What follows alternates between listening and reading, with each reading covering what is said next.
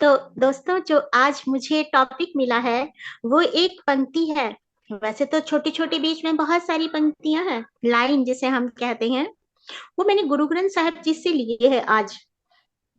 तो उसमें जो हमारा टॉपिक है वो है, जो ब्रह्मंडे सोई पिंडे, जो खोजे सो पावे। तो दोस्तों, आज का जो हमारा टॉपिक है वो हमारा इसी पे ही है। तो जो हमारा शरीर है वो बताया जाता है कि ब्रह्मांड का ही नक्शा है पूरा। देखो, गुरु ग्रंथ साहिब जी में ये बात जब पहले हमने बहुत बार पढ़ी, लेकिन जब इस पंक्ति पर विचार किया तो बिल्कुल ऐसा लगे कि कहीं से भी कुछ भी अलग नहीं है।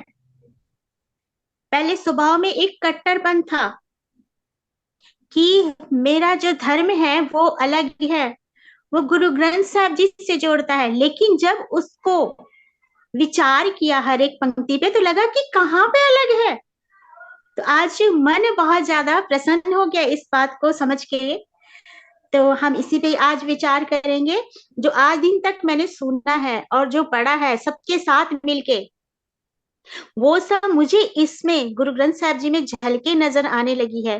पहले हमने पढ़ा, सही है, पढ़ा, उसको विचारा भी, बट कभी भी इस तरह से हमने विचार उस पे नहीं किया जिस तरह से अब होने लगा है पिछले कुछ सालों से।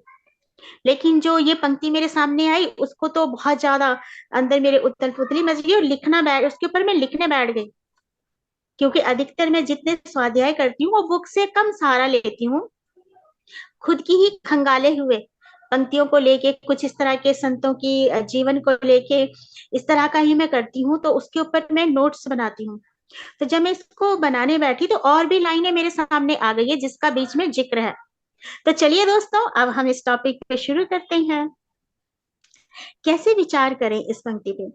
तो देखिए कि जो संत महापुरुष होते हैं, संत का मतलब ही इसमें ही छुपा हुआ है कि संत जिसने अंत को जान लिया वो संत। अंत में क्या है? शरीर का अंत है क्या?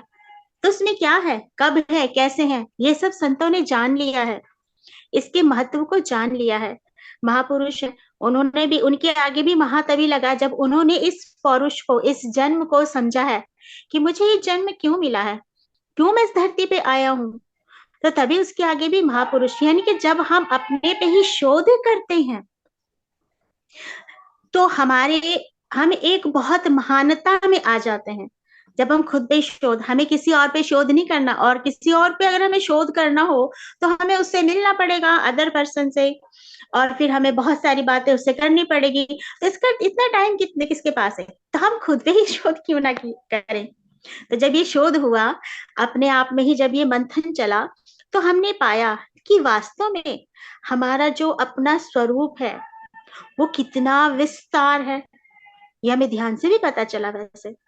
और जब हम संत और महापुरुषों की वाणी सुनते हैं और उस पर विचार करते हैं, तब हम अपने अंदर के जो भेद होते हैं ना, जो छुपे हुए हैं, जो कभी पता ही नहीं थे क्योंकि खुद के साथ कभी बैठे नहीं, वास्तव में हम जानते हैं। अपने घर परिवार के जितने मेंबर्स हैं सबके बारे में हम जानते हैं।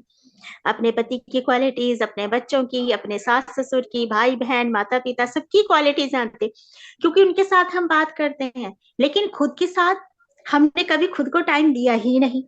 तो खुद के साथ